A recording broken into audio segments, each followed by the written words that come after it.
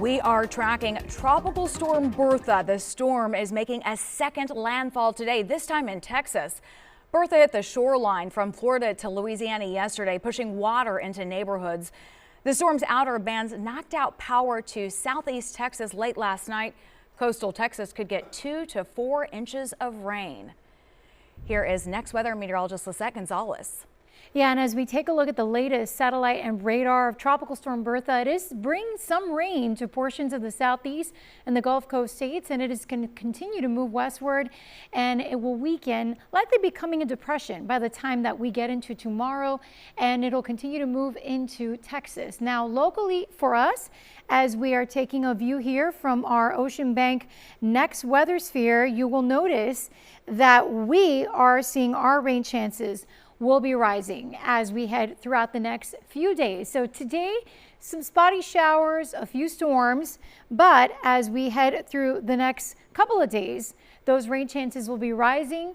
40% tomorrow, 60% heading into your Saturday, Sunday, and Monday. So you're going to want to keep the umbrella handy. Now, in terms of what is next, well, we're looking at some spotty showers moving in through parts of South Florida at this time. So if you're headed out for lunch, keep that in mind. And I'll have another update on Tropical Storm Bertha in a second with that latest advisory and the forecast cone.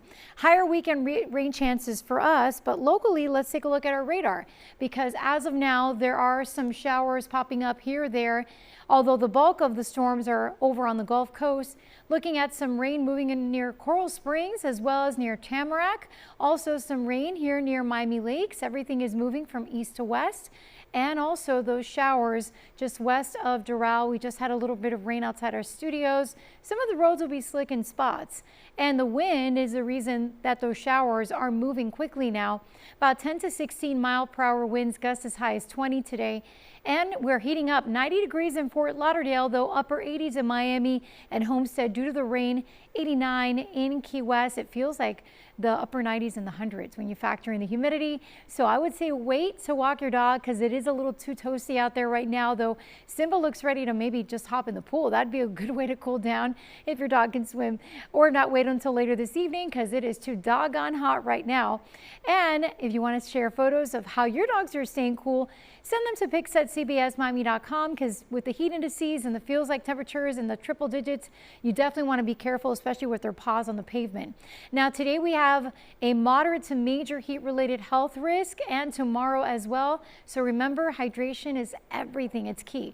Moderate risk of rip currents. If you're headed to the beaches, be safe, be near a lifeguard. UV index is extreme. No alerts or advisories for my boaters over the Atlantic waters or over the Keys. Tropical wave is the reason rain chances are rising as we head into the weekend. A juicy and unsettled atmosphere will keep those scattered showers and storms around. Tomorrow will begin to transition to a wetter pattern, but even more so as we head into your Saturday and Sunday. It's looking soggy, so have a backup plan. Now, as we talk about the tropics, the latest on Tropical Storm Bertha, as I mentioned, it is continuing to move westward, and it will eventually weaken but make a second landfall later today along Texas, and it'll become a depression likely by tonight or overnight.